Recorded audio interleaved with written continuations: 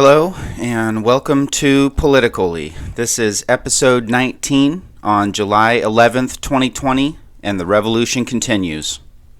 I've got some local and regional news updates, upcoming events, and an interview with Colin Bartlett about the Green Party convention, Howie Hawkins and Angela Walker for President and Vice President, an update on Burial Grounds Coffee Collective, and more. Earlier this week, I also interviewed Joshua Collins, Essential Workers Party candidate for U.S. House of Representatives for Washington's 10th District. You can find the link to that below. I thank everybody for tuning in. That video is at 69 views now. Nice. And I'd love to get that video to 100 views before the primary because we need to support our socialist candidates out there fighting for us. So check out that interview with Joshua Collins. It's a good one. And I'm always looking for people to interview, local reporting, links, flyers, and more. You can email me at politicoly@gmail.com. You can also find me on Twitter at OlyPolitic for show updates and at Oli Stewart for my main account. I really appreciate all the views, shares, and YouTube subscriptions, so thank you for all the support. Long term, I'd like to get my YouTube subscription count higher so that this channel can be a bigger platform for others, for local candidates, organizers, and activists trying to get the word out. And with that, let's get right into the news.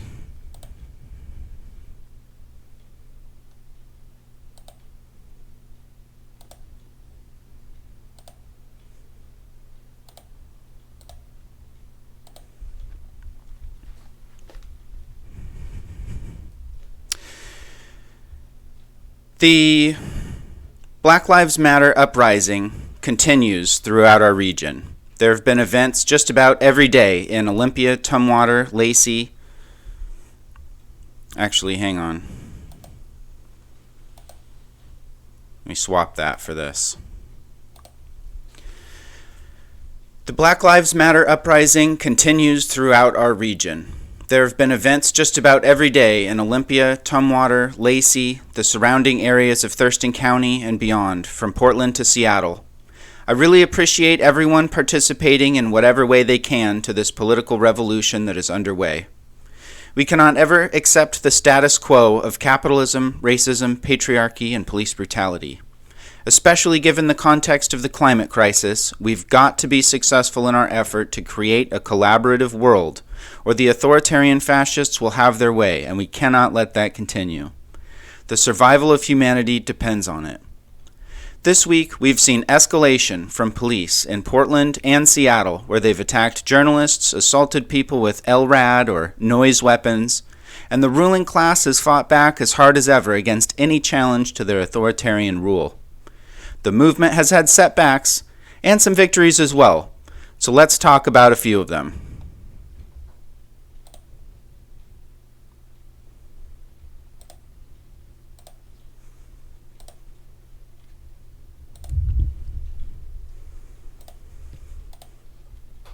The big news in Olympia politics this week was the Olympia City Council voting on Tuesday to allow the Olympia police to use chemical weapons against protesters. I've linked here to the main City Council page where you can find contact information and links to the meetings.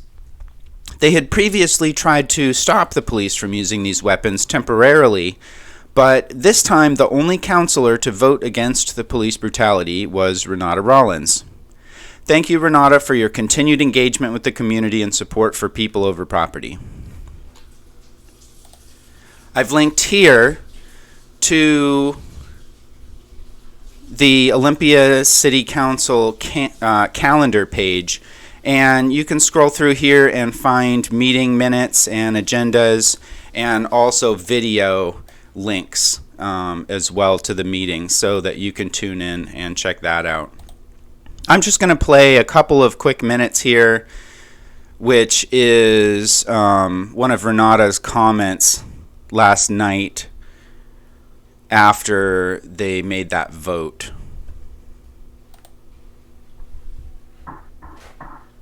Good evening and welcome to the Tuesday, July 7th.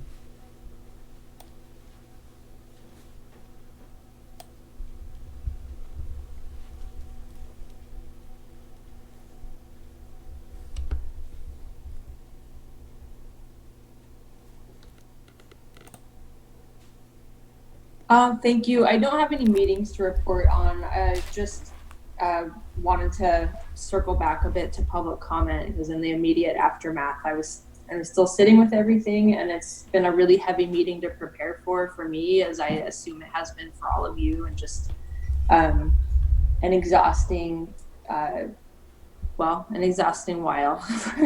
um, and there's obviously there's many different minds on represented in the community as far as what the last few nights in particular have meant, like the sudden spike in property damage, and the fact that local businesses were more targeted rather than like the bigger banks and like the corporate chain that had kind of been the regular targets of these events, and in particular that at least one of the businesses is owned by a Black woman in town, Stephanie, and so it's just had me asking a lot of questions. Obviously, I voted no on the amendment, but I understand that was previously that the mayor proposed, but I understand where it's coming from.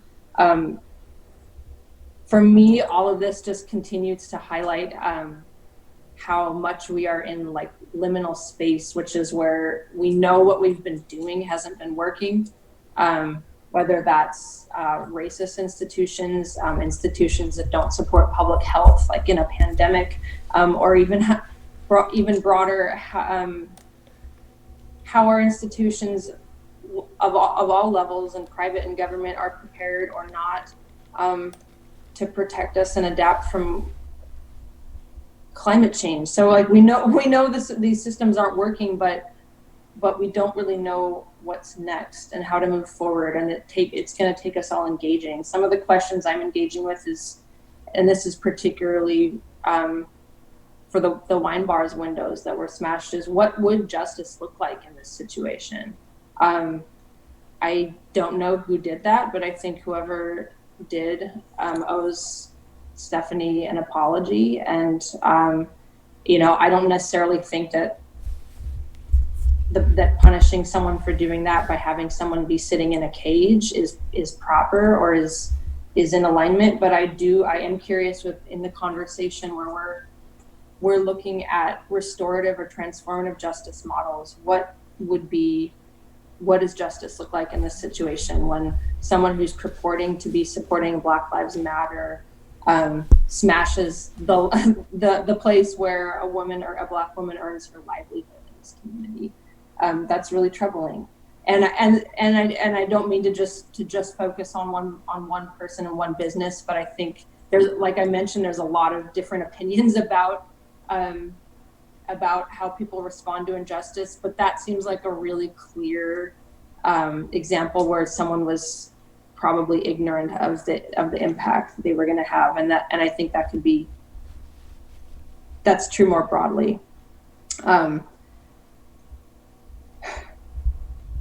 I think there's a difference between genuine and spontaneous rage and just wanting to kind of play out or act out protests that you've seen other places.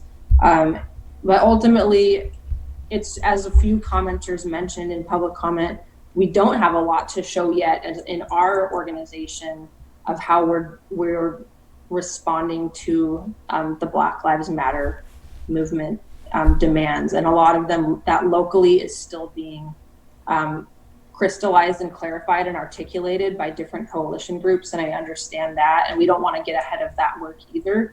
But I just want to say that probably the obvious, but we still have a lot of work ahead of us, and that ultimately whatever that is that's gonna get at the root of what's causing these. Anywho, you can follow the links below to watch the whole thing and the public comments as well, and I encourage you to do so. The only article I could find so far about the decision was in the Olympian, and it's behind a paywall, so I'm not going to share it.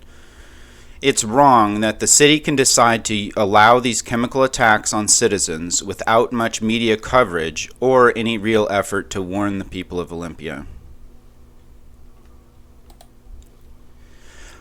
Follow this link below to the page where you can sign up to make a public comment to the City of Olympia for the upcoming City Council meeting on Tuesday evening. You need to sign up ahead of time to make a public comment. So, check out the link below and sign up. And if you've never made a public comment before, don't be intimidated. It's 3 minutes and you just speak what's on your mind, and that's that. And it's okay that it doesn't have to be some kind of professional presentation. It's just you as a citizen letting your elected officials know how you're feeling about what's going on and the policies that are at play. So feel free to make a public comment. If you don't feel comfortable making a video public comment, you can submit a written one. And I also encourage you, if you are nervous about it, to take the time to watch the next council meeting and watch the public comment period in particular to get a sense of it, and then go ahead and go for it the next time. Then on Wednesday, the City of Olympia put out this horrendous right-wing propaganda message. It's a statement from the City of Olympia talking about how residents are angered by violence, vandalism, and destruction. Blah, blah, blah, blah, blah. We've seen groups of 50 to 75 people, 30 to 50 feral hogs showing up with the sole intent of wreaking havoc on our downtown, instilling fear in our residents. Blah, blah, blah, blah, blah. So it's just, and it's not signed. And we are bringing on extra staff to quickly address this criminal behavior, said Interim Police Chief Aaron Jelsic. We will hold people accountable. Okay, well, yeah, I'd like to see that, but not in the way that you're thinking. So, look, this statement was not signed, but is most likely written by City Manager Jay Burney. But to be clear, that's just speculation.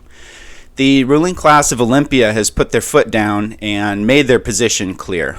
They value property over people.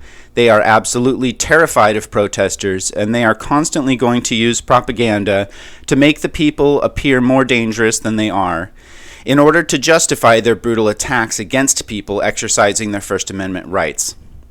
As I've talked about before, we need to elect city councilors who will either get rid of the city manager position by moving to a strong mayor system, or at least make it an elected position. The real violent mob wandering the streets causing destruction and fear is the police.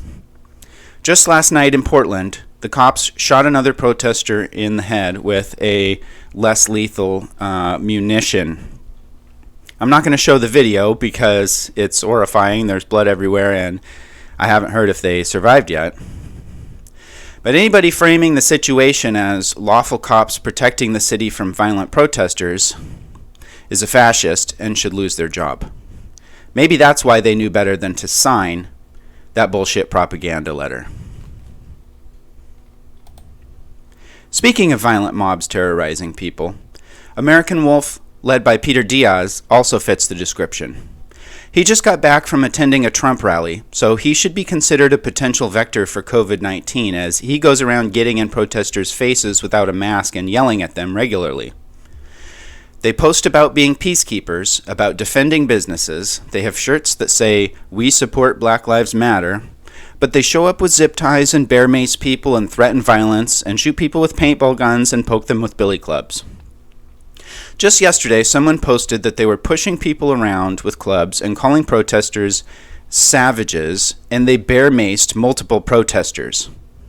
Shooting bear mace and paintball guns at people, not in self-defense, but as a means of suppressing their free speech, is a felony.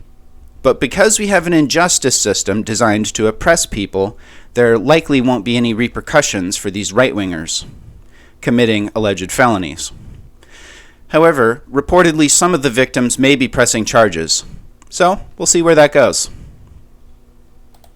In other Olympia protest news, yesterday there was a Black Lives Matter related protest at the West Olympia Trader Joe's. It appears 2 volunteer street medics were followed and arrested after leaving the event. Fellow protesters organized jail support, and they were both released from custody late last night. And it seems police all across our region have been targeting street medics. And so please just be aware of that. Stay in groups as much as you can. Keep tabs on each other. Let folks know that you made it home safe and so on. And check in on others, because the police will follow you as you leave a protest and try to pick you up in a way that where they can just try to avoid more eyes on the situation. So I'll update on that in the future. So for an update on the past week in Seattle in a nutshell, let's turn to Seattle author and organizer Day. Quote, "Holy shit, I can't sleep. We passed a big biz Amazon tax on Monday. We committed to defunding Seattle PD by 50% on Thursday. And now we find out on Friday, Jenny Durkin can officially get recalled by gathering just 56K signatures. What a fucking week!" Anyway, and that just, I just wanted to share that because, a lot of stuff has been going on in Seattle, and I'm going to have to follow up with that in a future show in more detail. But there's just the, the Twitter quick and easy version. So stay tuned to Seattle and follow Day Shi K Jr. on Twitter, who I will link to below. Also in Seattle, there's an article I'm linking to in the Capitol Hill Seattle blog about the recent progress there in the fight to defund the Seattle Police Department. This is posted by a individual or someone named Jay Seattle here on July 10th. Quote, 7 of the 9 Seattle City Council members say they will support the effort to reduce the Seattle police budget by 50%. The key components of demands from activists and community groups after weeks of Black Lives Matter protests, marches, and rallies in the Pacific Northwest.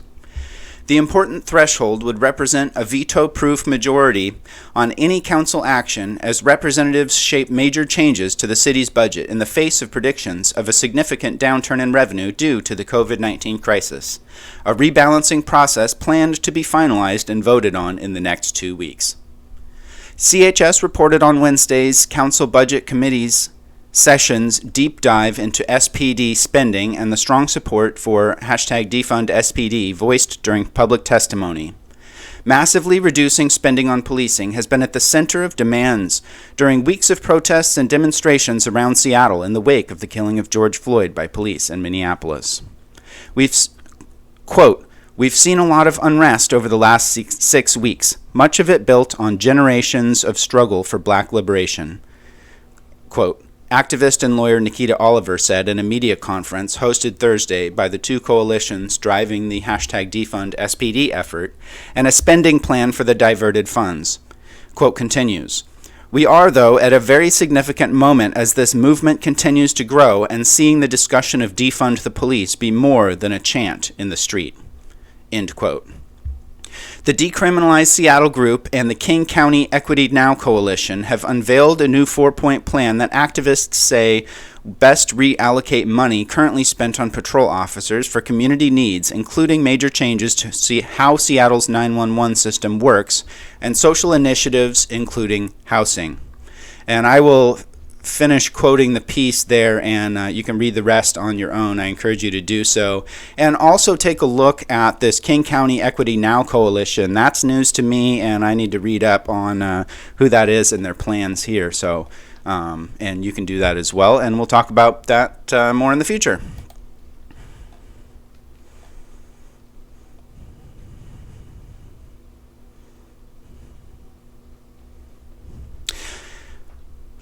On to upcoming events. this Tuesday there is a Showing Up for Racial Justice Action Hour from noon to 1 p.m. And this is a flyer here for it, but you can find it at Olympia Surge Showing Up for Racial Justice on Facebook. And it's basically a Zoom type of call where you get on and they make it really easy to take a bunch of actions like signing petitions, sending letters to elected officials, and so on. And so check that out. And if you want to be active, but you're not sure what to do, you need some ideas for some action steps to take, and that is a way to get plugged in. That's coming on Tuesday and every other 2 weeks. Every other Tuesday going forward. So there is the following day on July 15th, Wednesday, we have an event hosted by Economics for Everyone, and I will quote the webpage here. We invite you to participate in our rally and march, Defund the Police, Stop Police Violence. Our rally will include speakers from the Joshua Flores family and the Chaplin family. Joshua Flores was killed by police officer Frederick Mercer in Centralia in 2019.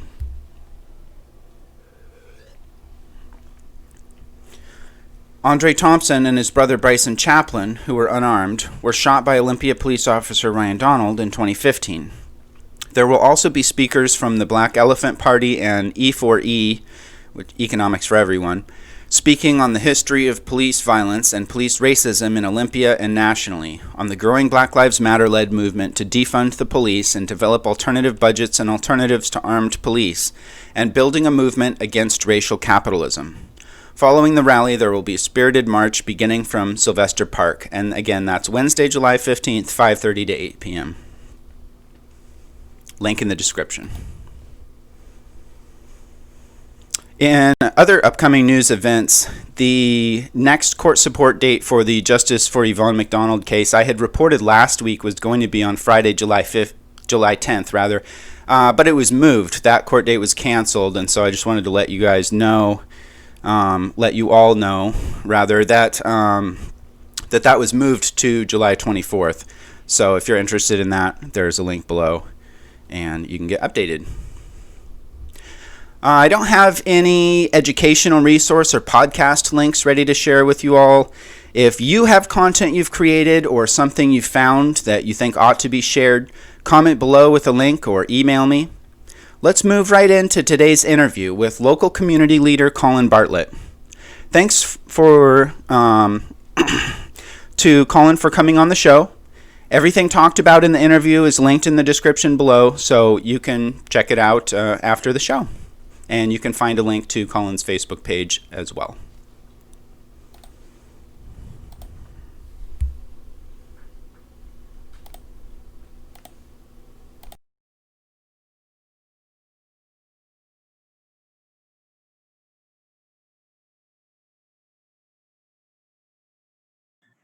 All right, hey, and welcome to PoliticOly, Colin Bartlett.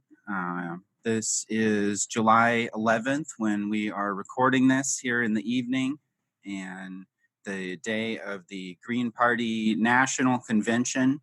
So Colin agreed to come on the show and give us a bit of an update about what's going on with the Green Party. So welcome and thank you. And why don't you go ahead and introduce yourself? And yeah. Great. Well, thank you very much for having me. Again, my name is Colin Bartlett. I am a co-owner of a cooperative-run coffee shop in Olympia called Burial Grounds. And I'm also a member of both the local Green Party, the South Sound Greens, and the local Socialist Party USA branch, which is the Puget Sound Socialist Party. I'm a recovering Democrat, as are a lot of us these days. And I've been involved directly in Green Party politics since 2017, locally anyways. I've been involved with the South Sound Green Party since then, starting when I was Renata Rollins' campaign manager. And that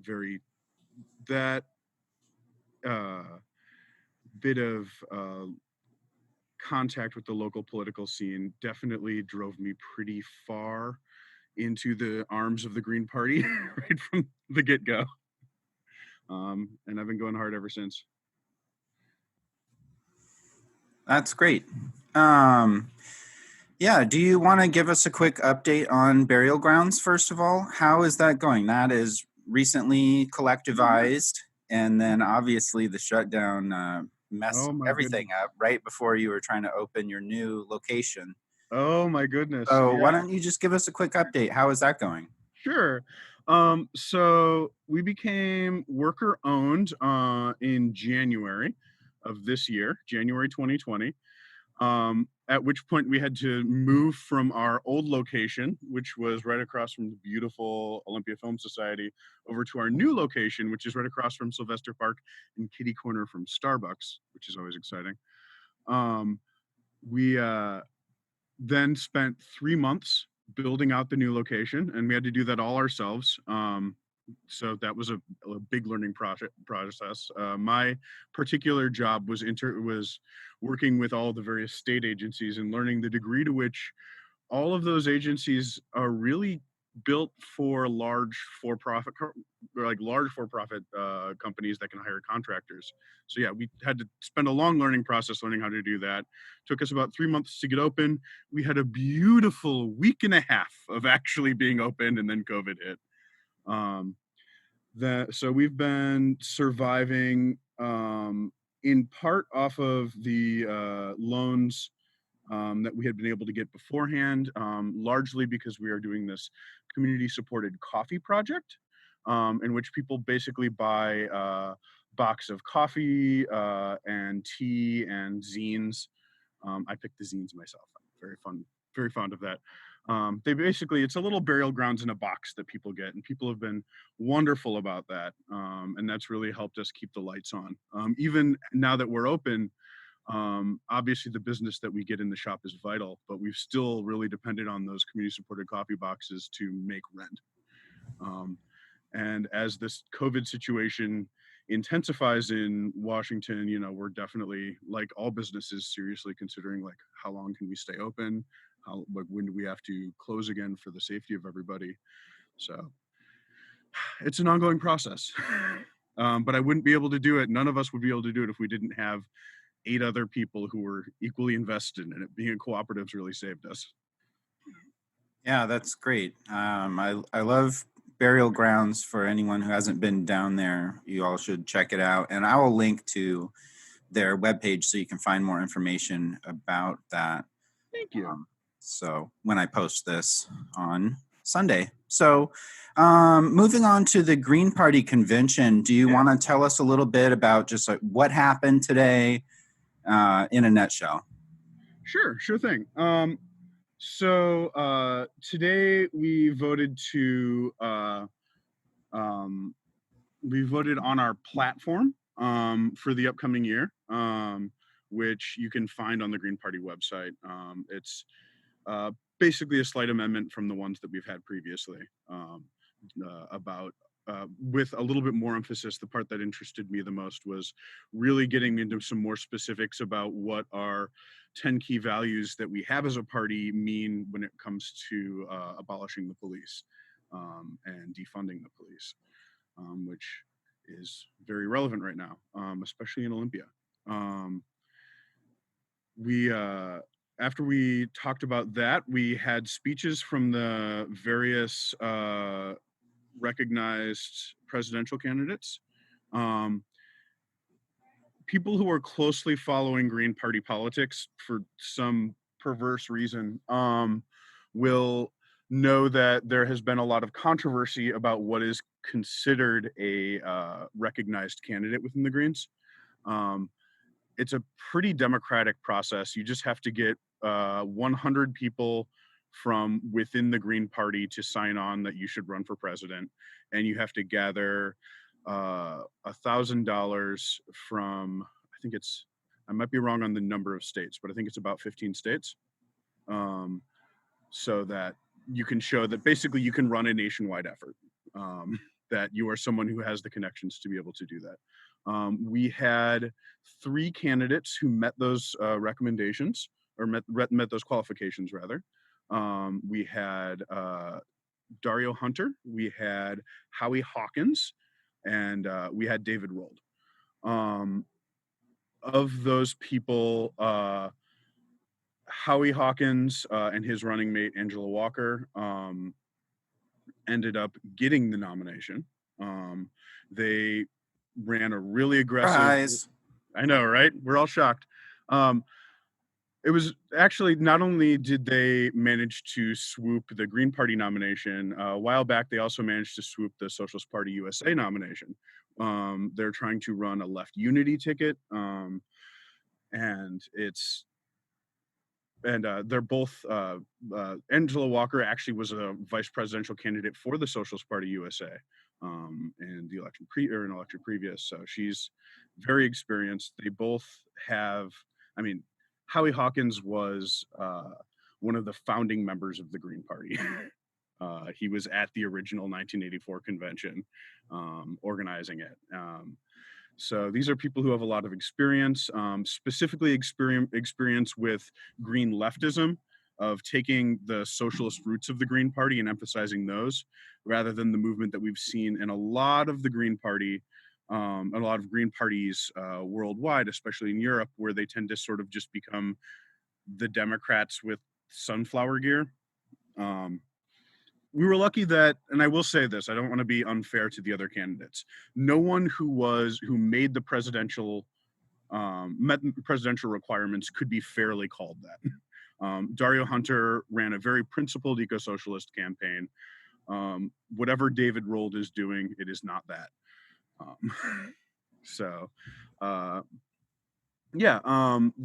Everyone gave pretty impassioned speeches. It's been a really heated election. I was expecting it to be very dramatic. If anyone has had any experience with presidential or any actually conventions or just meetings within the Democrats, they know the kind of infighting that you expect when you get to these sorts of very different wings with different visions within the party. But the organizers did a great job. It was very smooth. We had a lot of very vigorous debates in the comment sections. Normally we would have all been getting together and yelling at each other in Detroit. But this year we had to have our convention remotely, and we had it on a series of forums and Zoom talks and big heated email exchanges. I feel like we all got it out of our system before today, so it didn't jam it up too much. We'd all of the different states had run their various elections to select delegates up to this point, and then those delegates were announced, who they were for, how many from each state. Washington State had 3 delegates for Dario Hunter and 2 delegates for Howie Hawkins. I got to be one of those delegates. It was a very, very powerful moment for me. Congrats. That's very cool. Yeah.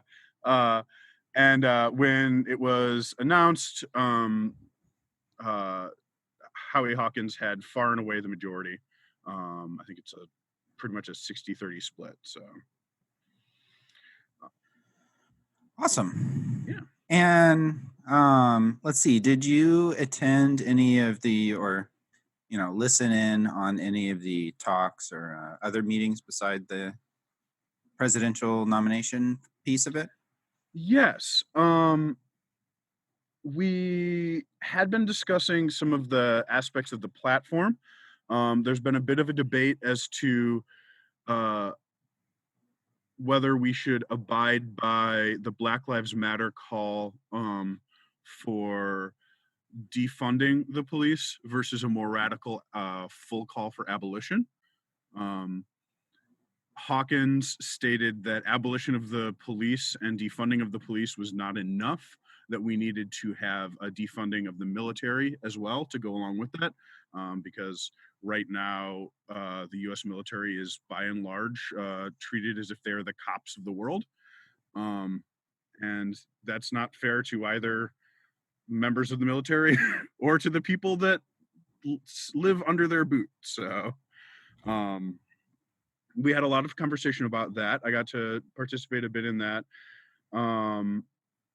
And a large controversy going on uh, because we're so connected with the European Greens in a lot of ways. The European Greens tend to be a little bit more transphobic overall than a lot of parties that you would expect living in as a progressive in America. Transphobia, specifically trans exclusive radical feminism, turfism, is much more a part of the left in Europe, and it has been making attempts to take over the Greens.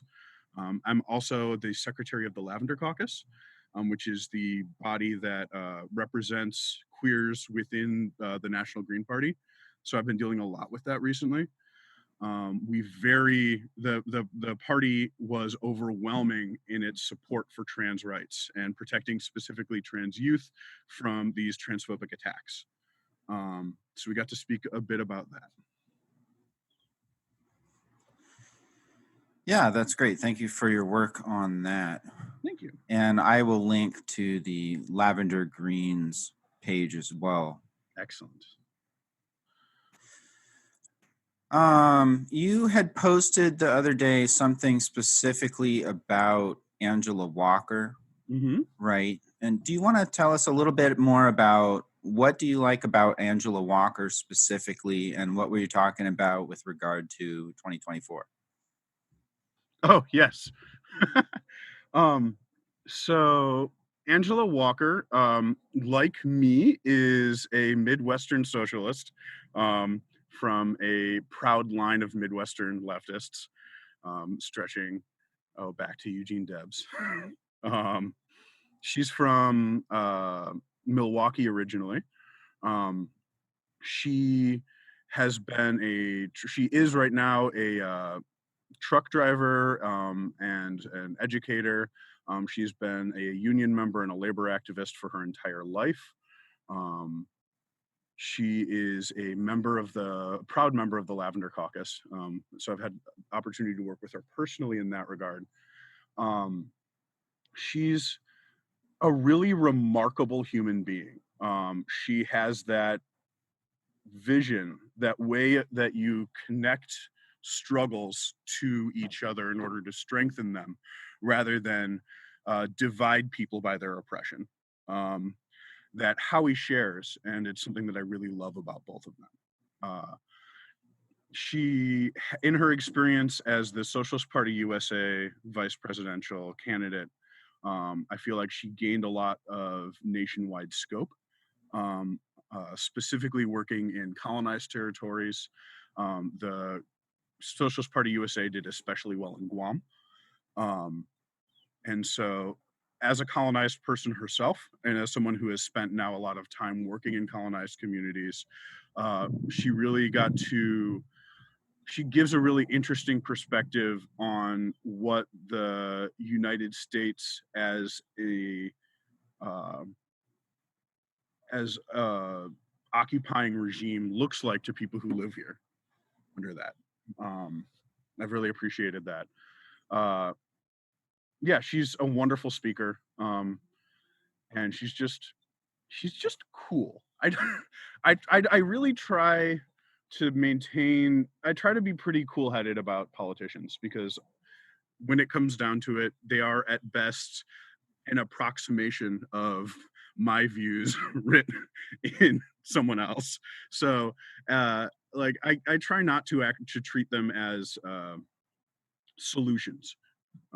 Politicians in the best possible sense are tools that we use to express our views nationwide. But it's nice to be able to trust that someone is well-intentioned, because you've built that relationship with them. And I've done that with Angela Walker. I can say that I trust her vision for the Green Party. And that vision is very bottom up.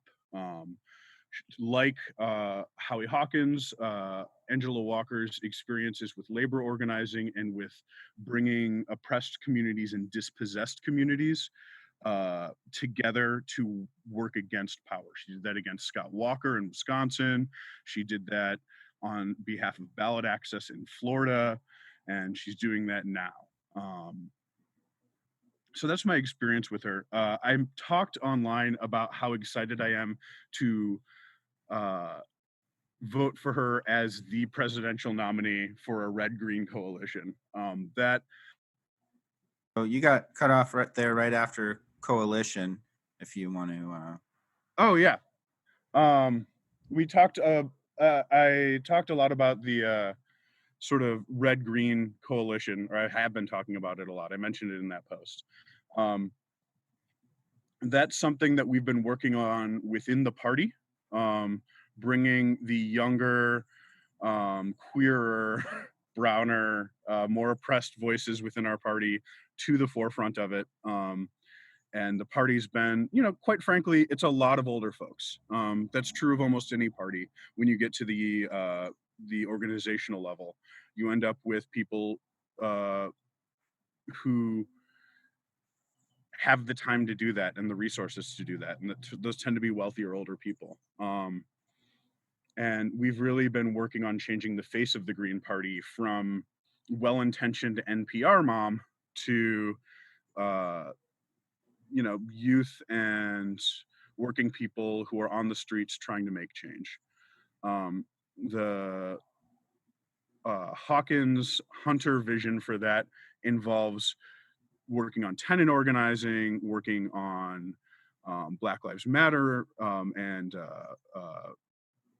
missing and murdered Indigenous women's work, working on trans rights and an end to our oppressive border system, working on denuclearization and bringing people from those struggles, those decolonization struggles, those working class struggles together. And that's why we partner with Socialist Party USA, which also has that vision. And that's something I'm very excited about. I have a dream, I know a lot of us do, of basically looking beyond the 20 different factions, the 31 flavors of leftism that currently exist, to have a more unified national voice that is empowered by a lot of ground up grassroots organizing. So yeah, I think that she really represents the face of the future of the party. Angela Walker does. And I know, given her organizational skills, that she's going to be back after this election and that she is going to be bigger than ever. So I'm hoping to see her represent that. Oh, that's awesome. Yeah. And we'll talk again in the future and see where we are. Yeah. So, do you want to talk a little bit about if people are interested in helping the Green Party and helping Howie and Angela in the presidential bid, and how should they go about trying to plug in and help out right now? Yeah, so that's actually really important, specifically right now in July. So Washington State has pretty restrictive ballot access in some ways. It's very easy to get on a lot of local races, but when it comes to getting Howie on the presidential ticket, we have to have 1,000 signatures that we have gathered in by the end of July, and we have to. The restrictions are that we have to have 1,000 signatures that we gathered in person at a convention, and obviously that's just completely unfeasible in the age of COVID, but they have refused to change those rules. Thankfully, we have a lot of very smart people within the party who have been able to find ways to follow those rules and not put our workers or the people who might be interested in the party at risk. So what I would recommend to anyone who's interested in helping Howie be on the Washington State ballot, whether that's because you want to vote for him or you just recognize that people deserve to vote for the people that they want on the ballot, go to greenpartywashington.org/events. All of this information that I'm about to give is going to be on there. The links to all of the petitions are on there. So definitely go to that. And Yeah, we have a petition that you can print out, and you can sign. You can have everyone else within your epidemiological unit sign. We have a virtual convention that's going on daily, that we have the link to on that site. And you can hop in on there while you are signing it, and then you have been to our convention and you have signed the petition, and you can mail that in. I will personally send petitions and envelopes to anyone who wants them. You can find me on Facebook as Colin Bartlett. DM me and I will send it to you. You can also email the Green Party at southsoundgreens@gmail.com. If you want to be involved in that, and I will send you everything except for your own signature. That's interesting about the convention. Yeah. And I need to do that myself. So Yeah, so do yeah, I definitely. actually. And let's see. And I'll link to that as well. And it's interesting that that they let the initiative, what was it, 1776 for the affirmative action. They let them do the e-verify online signature process, but they're not doing that in all cases, I guess, huh? And No, that would be pretty handy. yeah, it's pretty telling. Stuff that they know that they would piss off Democratic voters for, such as the initiative process, they let through. And when it came to candidates earlier this year, they waived all of the requirements that candidates that are local have to follow. So there wasn't the filing fee that you would have to deal with usually, because they didn't want people to go out and gather signatures and get sick. They apparently don't care if people from third parties get sick. They don't care if we are disenfranchised. So I think it really speaks to the ways that Democrats and Republicans work together to try to maintain relevance. Yeah. Your video cut out for a second, but it's back. Okay. All right. So let's see. Anything else you want to say? Maybe if you have any comments on local politics or anything else you want to talk about before we wrap up? You know what? Yeah, I think that it is so. Black Lives Matter, obviously. Defunding the police matters, both to protect Black lives, to protect homeless lives, to protect trans lives in our community, all of the lives that are disproportionately affected by the police here in Olympia specifically. But beyond simply protecting lives, police are the first line of offense anytime that anyone wants to make meaningful change in our community. Anyone who's been on the street, I do street medicing myself. Anyone who's ever been out at any rally, no matter what its positive intent, knows that that threat of violence is meaningful. It keeps people home. I think it's really important to remove, to the degree that is possible, that threat. Even if you're not someone who believes that we should defund the police, even if you're not someone who thinks that we should replace the police with a different type of mediating force, I think we can agree that the threat of loss of our lives, the threat of chemical warfare on people who want to express a dissenting viewpoint, or even, quite frankly, people who are being aggressive in their defense of their viewpoint, who might smash a window or might, scrawl graffiti on something. Those aren't crimes punishable by torture. Those aren't crimes that you can justify using chemical weapons against. And unfortunately, our city council, everyone except for Renata Rollins, voted to allow the use of chemical weapons against people who have damaged property. People who are in a group of more than 3 who seem to be like showing the potential for damaging property, who seem to be showing,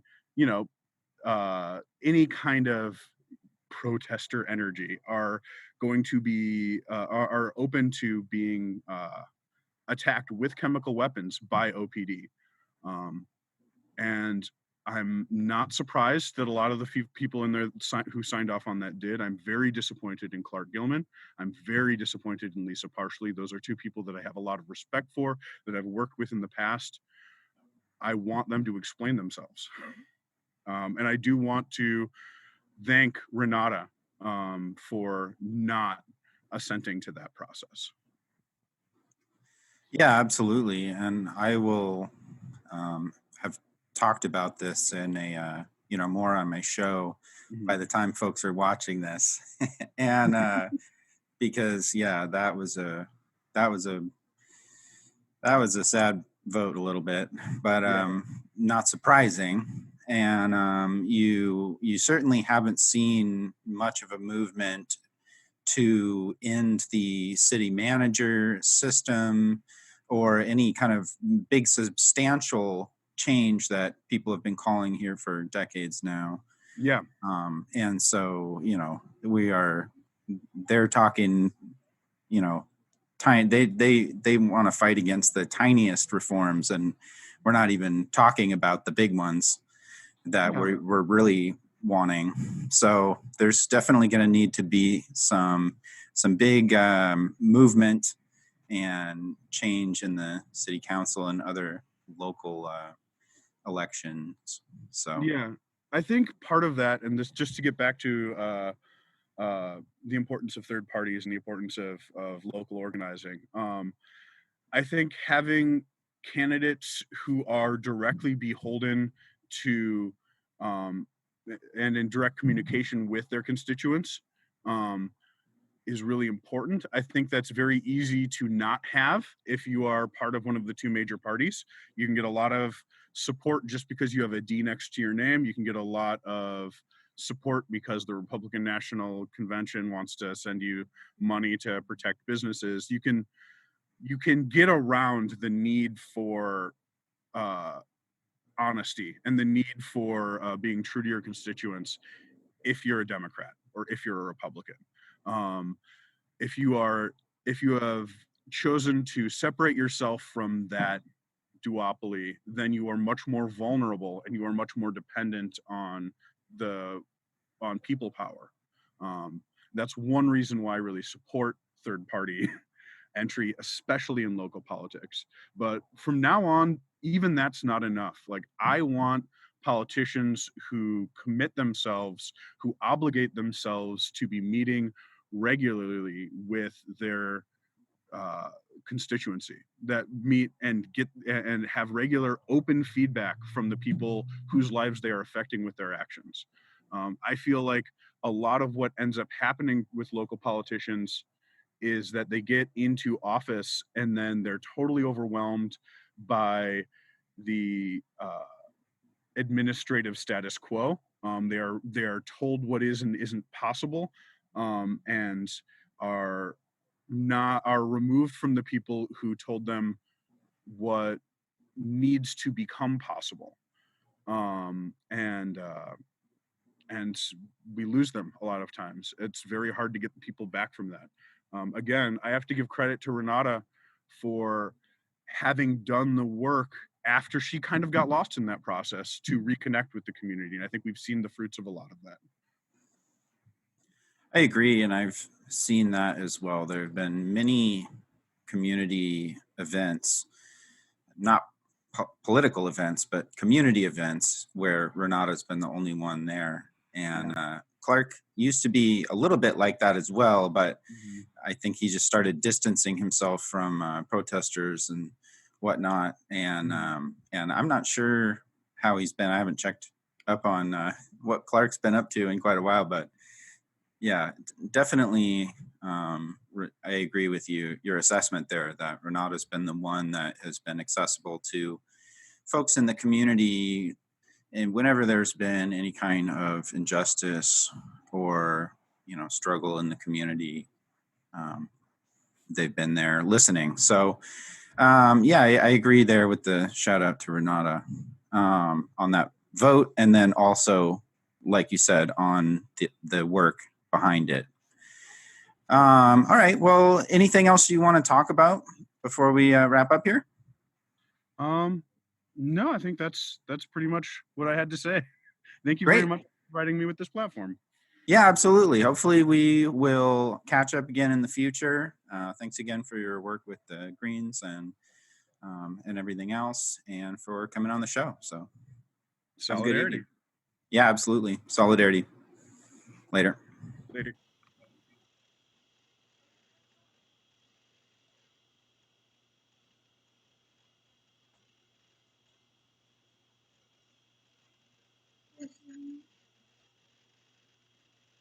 All right, and we're back. So, let's see.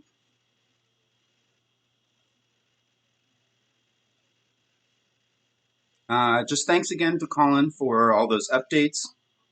And to anyone watching, if you would like to record an interview with PoliticOly, just email me at politicoly@gmail.com. Thank you all so much for tuning in, and you can help the show by liking the video, by subscribing to the channel, sharing the page and the videos on social media. Take a look through my channel for all of the past interviews with candidates that are in the primary this year, and some other interviews in the past, such as Noah Martin, who's another Washington State Green Party activist. So take a look at that as well. Solidarity in the movement. Have a good week. Love and peace.